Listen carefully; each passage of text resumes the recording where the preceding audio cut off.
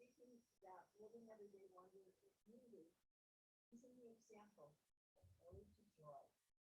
And it's the holiday season. We have the centers all decorated beautifully with the poinsettias and piano and all the greenery, and the tree is here. Packages under the tree, leaves everywhere.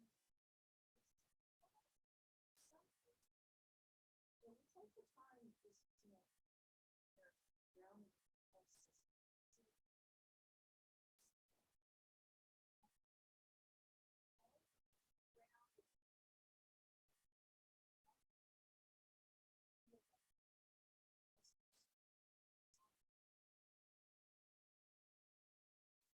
feeling of joy that just arises. And the we sang the joyful, joyful, we adore thee, which actually comes from Ludwig von Beethoven's Ninth Symphony, Ode to Joy. And I don't, it's a magnificent experience that whenever you hear it in the symphony hall, it just brings everyone to their feet. You know, that's that song and singing it in a big church. And it's Beethoven's Ninth was based on the poem Ode to Joy that was written by Friedrich Schiller in 1785. So the poem came first and then the symphony, right? And so when it's sung in Germany, but it's been translated, and so um, Henry van Dyke rewrote the words in 1907, and so those are the words that we sang this morning, right, in English. And so when he wrote those words, he had that feeling of joy. He was the guest speaker at Williams College, and the Berkshire Mountains are nearby. And so when he was out in nature, he had this epiphany feeling of this joy. And so in his version, there's all these references to nature and the joy that you just can't keep in. And it's just a wonderful, amazing experience. And it's one of oneness, really. There's a lot of musicologists that call the Ninth Symphony one of the supreme achievements in the history of music. You know, Southern KUSC, Southern California classical station, they voted on their favorite 250 songs. And the one that came out number one this year was the Ninth Symphony, Ode to Joy, right? And it was when the nearly deaf Beethoven wrote this symphony, and he added the four solo voices in the choir. This was the first time that a major composer had added a choir to a symphony. You know, not singing a hymn, but a symphony, integrating it all together. And when it premiered in Vienna in 1824, the orchestra's front of the orchestra, now there was a maestro named Michael Umlauf, who is the theater's Kapellmeister, they called it. But beside him was Beethoven conducting the symphony. Now, at the time, Beethoven was completely deaf. And so he was going along and he, you know, enjoyed it. He can hear it in his mind, but not the actual choir and symphony. And so when the symphony came to a close, he was still moving and gesturing. And so the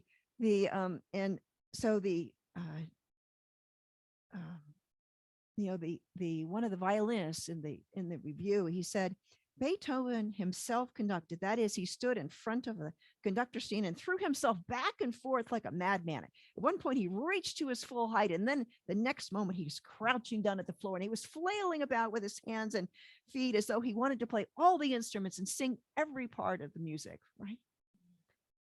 So when the chorus was over and he was still conducting, the soloist contralto, a young woman of 20, came over to the maestro, to Beethoven, and gently turned him around so he could see the enthusiastic audience that was applauding and throwing handkerchiefs in the air. And so he got to experience the joy that he had brought to the audience through this music.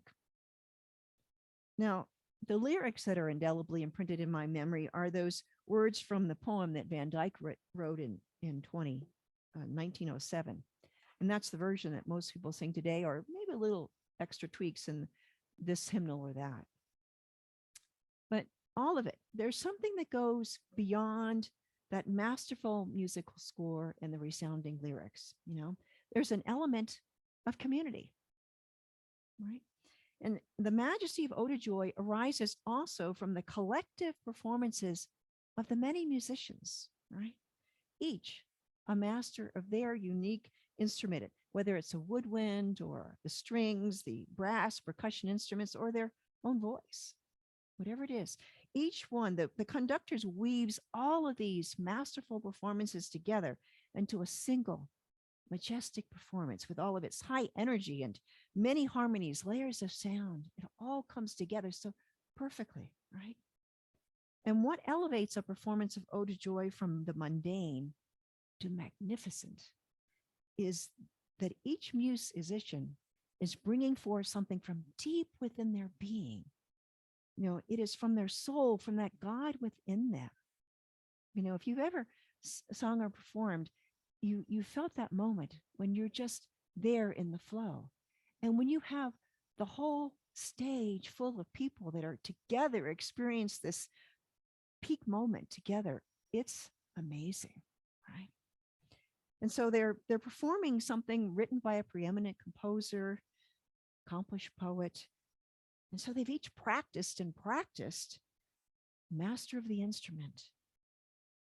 And they're in the symphony hall. It's a building that's been designed with perfect acoustics to just really bring it to every person in the audience. There's sound systems and lighting that make it even more wonderful experience.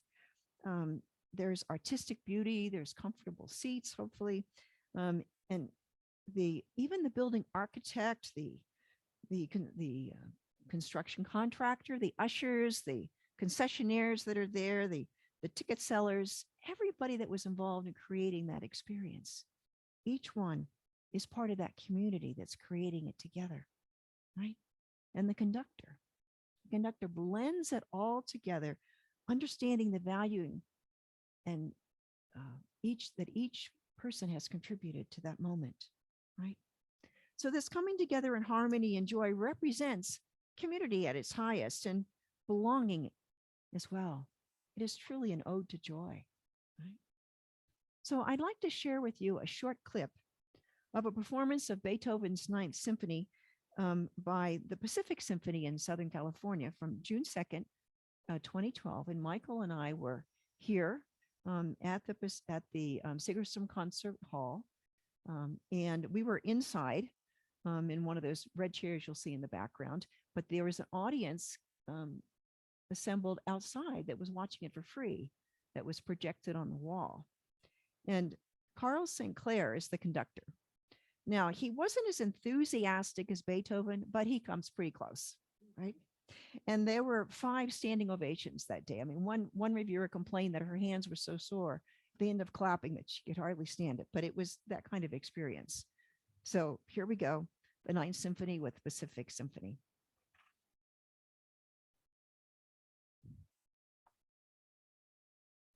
It's a great symphony. So we were grateful to be there as a part of this community experience. And, there was a reason there were 5 standing ovations. It was just magnificent. The Pacific Chorale is amazing as well. And over the years, we followed Carl St. Clair and all the individual musicians. We followed the violinist, the oboist, the trumpet, the cello. He passed away from cancer. The timpani, whatever they played. And so it was great to be part of that community, right? But still when we see something like this, if somebody doesn't understand that connection with spirit within, there's an illusion that it's just the skills and alone that create that experience. But it's when we turn to that presence of God within us, right, that we find that master conductor that's ready to guide us on our unique path and provide the opportunities to discover and explore our path, to discover our God-given talents and to practice and to contribute a master performance in the world, to guide us when we feel lost, to show us who we are, to guide us to the answers. Because each one of us, if we're in this master symphony, this master community, then there are people there to receive what we have to give and for us to receive what they have to give. It is a circle. It's a circle of life that we talk about it. And so it's when we know that we're in that circle of life, we also discover that when all our practicing is complete and we set aside our fear and the anxiety that are brought on by ego, that maybe we're not good enough or not going to come through for me this time, that's when we co-create with God. The source of all that is the majestic and master performance that we seek to contribute. Right?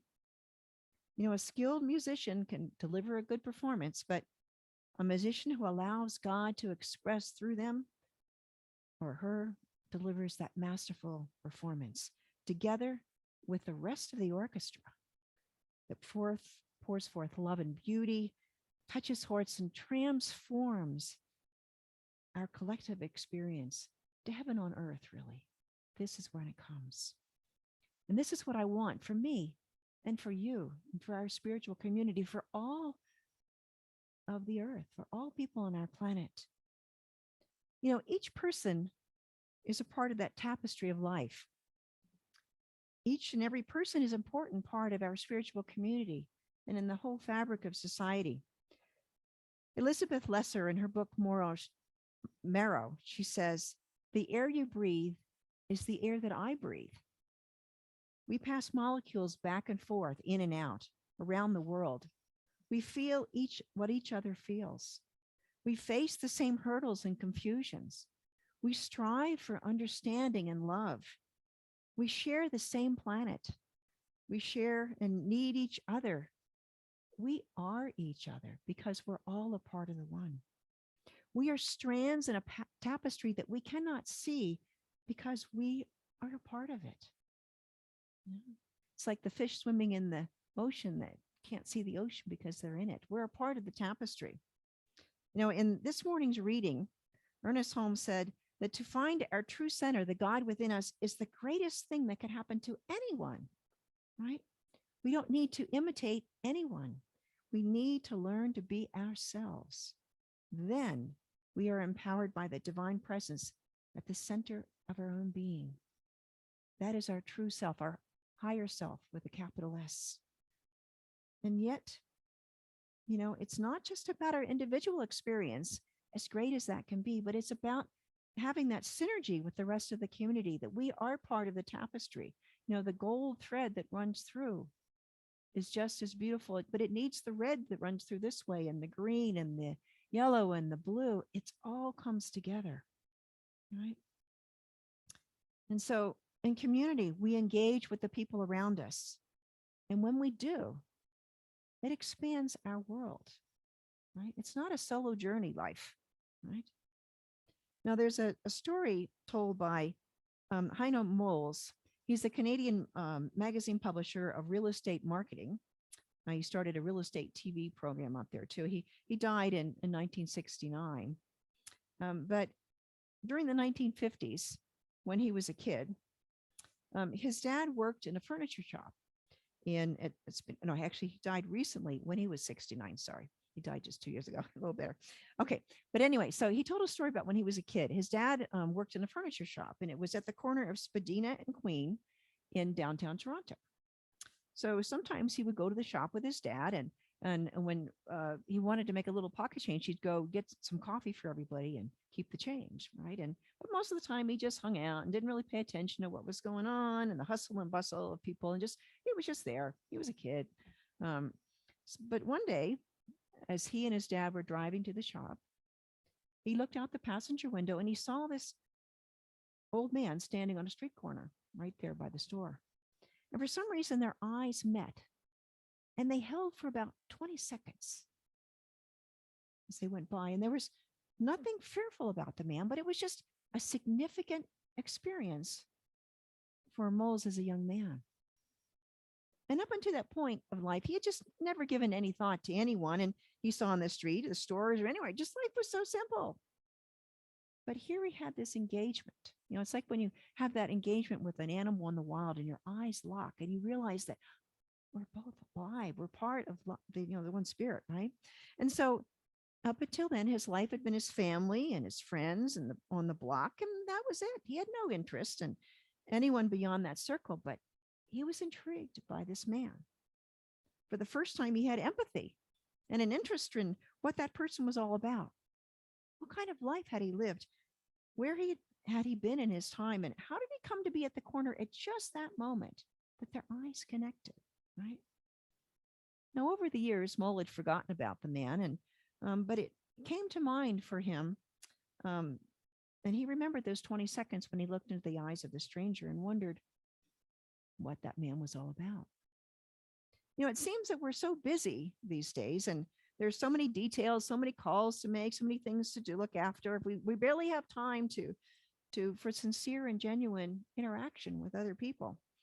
And so we're inundated by warnings from great thinkers in our society that we have to stop and smell the roses, right? And remember these people, connections. And this is what makes life wonderful, have meaning. But, Mole said that he was afraid that it took him decades to really appreciate the wisdoms of those words of taking time to smell the roses. He wanted to tell people, especially young people, that if you are thoughtless and indifferent to others on your life journey, then you are missing life itself. Do not be intrusive or tactless, he suggests, but take a moment and ask somebody, how did you come here? Or how did you get into this business?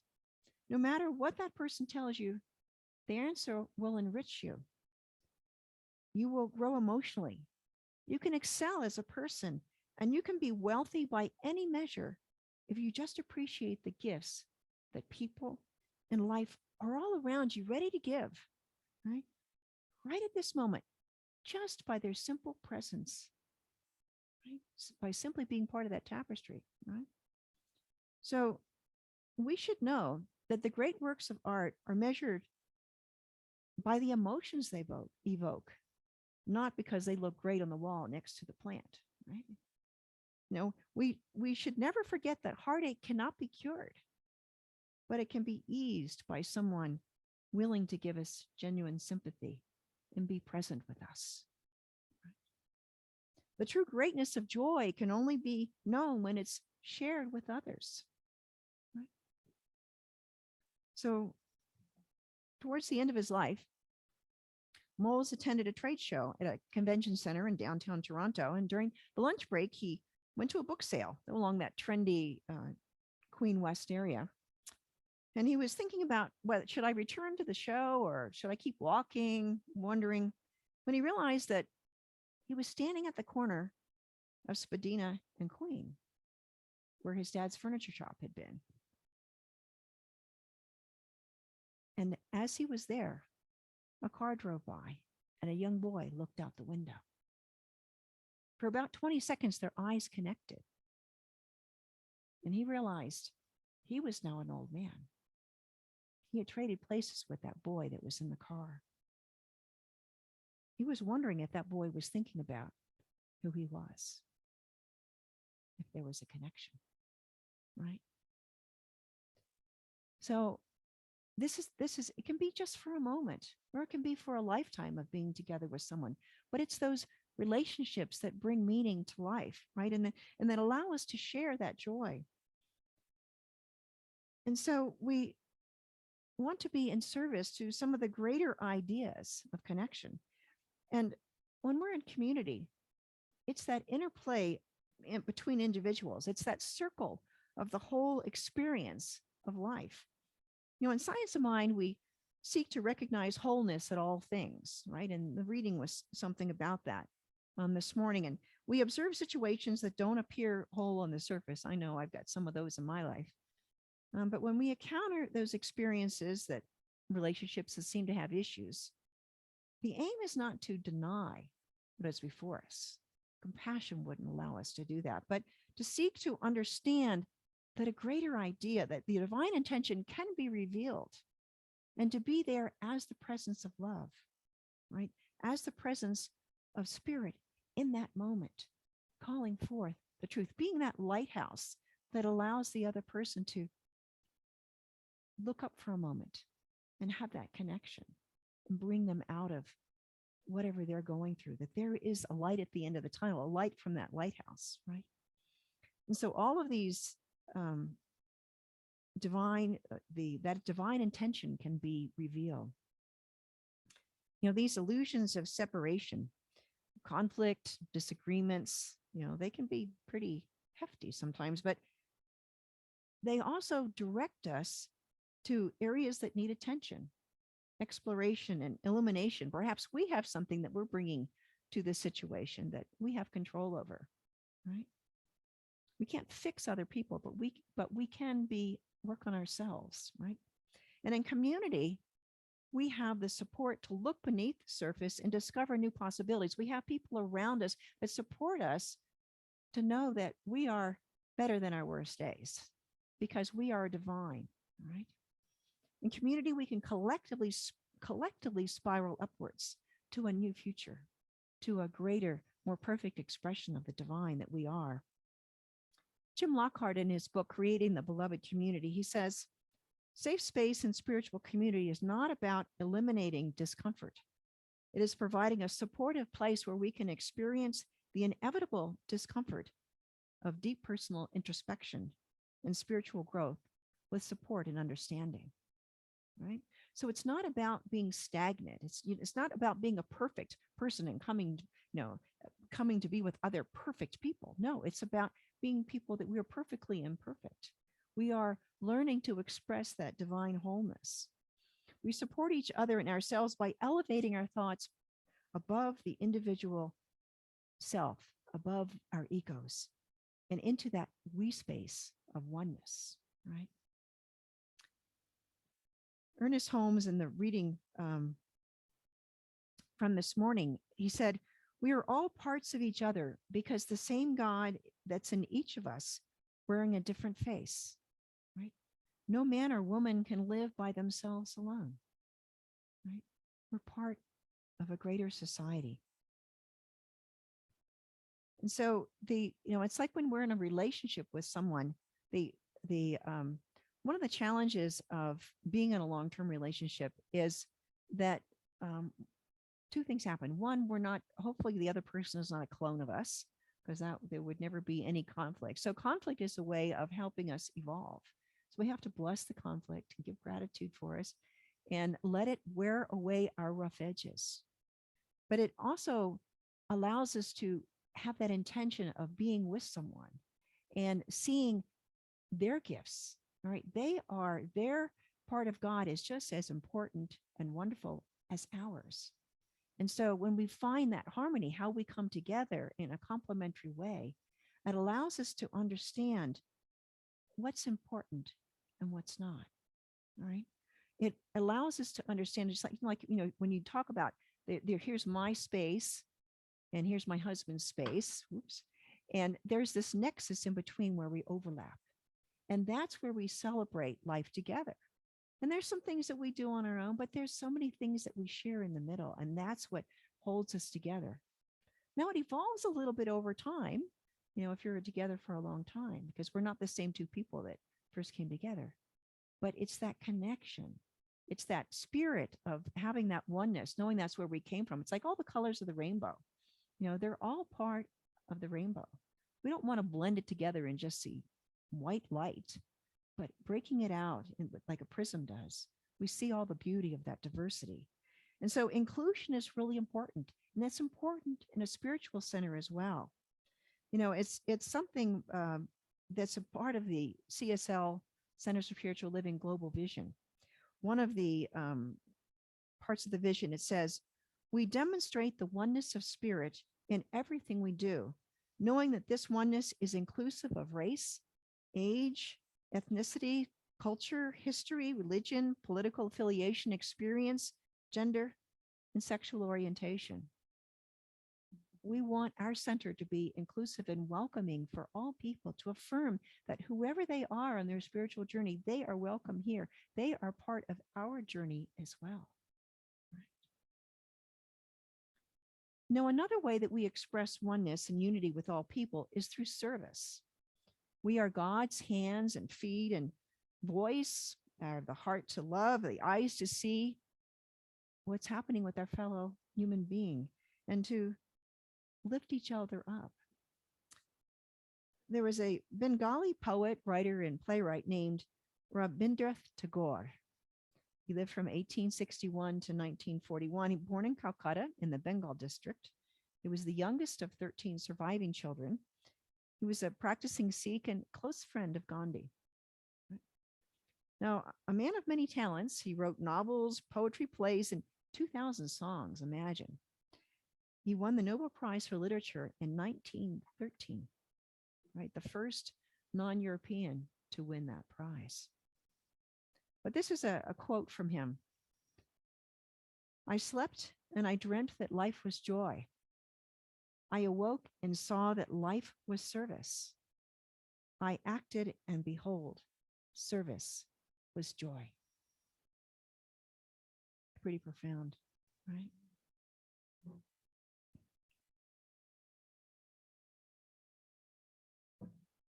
So service is joy, right? And so here in the our spiritual Center for Spiritual Living, Tahoe-Truckee, what is your role here? You know, are you the musician, the AV team, practitioner, board member? Maybe someone will be called to be the youth and the teen leader, right? Or we have social hospitality. They have always good things to eat on Sunday mornings and our potlucks, right? A social committee. And maybe we need to call for someone to lead our building and grounds, right? All the repairs and upgrades. So take a bird's eye view of the center.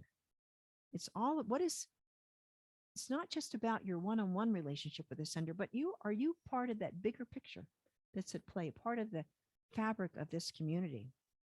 You know, how can you contribute your gifts and service or introduce something new, bring a new idea? You know, we're all looking for, you know, how do we do spiritual community today in a way that's relevant to all the generations? How are we sustainable going forward? It's not going to look like it used to anymore. I mean, we're grateful that we're here hybrid online, but there's something more that's coming through, right? And so we want to be willing to listen. Now we're coming up to the winter solstice, December 20th. And so it is that time when, you know, the nights are getting longer and longer, and there is this quietness. Everything seems to come to a halt, and there is stillness, right? And in that darkness, in the cold of the winter, it's a time to release the old and make room for the new. And so our center is evolving. You know, we're going to have a congregational visioning after the service on January 15th. So save that date if you'd like to be a part of it, because we're going to take the time to be still and just listen to that voice of spirit, not just in our own hearts, but to share it together. When you come, you know, whenever 2 or 3 are gathered in my name, there am I also. And that's what happens when we vision together. We're listening. We're willing to say we let go of the past, and we're looking to be that new expression for the new year, for this moment in time. What is there?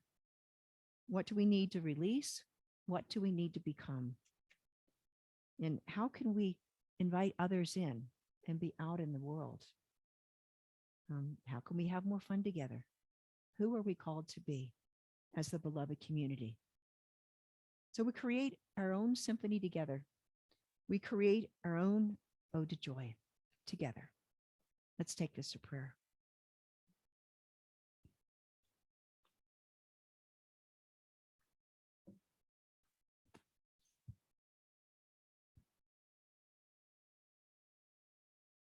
And so as we breathe, that life force, that breath of life, breathing in and out. And we go within to that stillness. And we discover the joy of being alive. Just like Van Dyke's experience in the Berkshire Mountains in the poem. It's why we love Tahoe. It's why there's the majesty of the season. And each morning when I get to look at the lake, and whatever it looks like today, it's always changing, but it's always a picture postcard. Not just visually, but something in my heart responds with this joy of being alive and being in this moment, being with nature, being in the presence and power of spirit. And life is so good in that moment.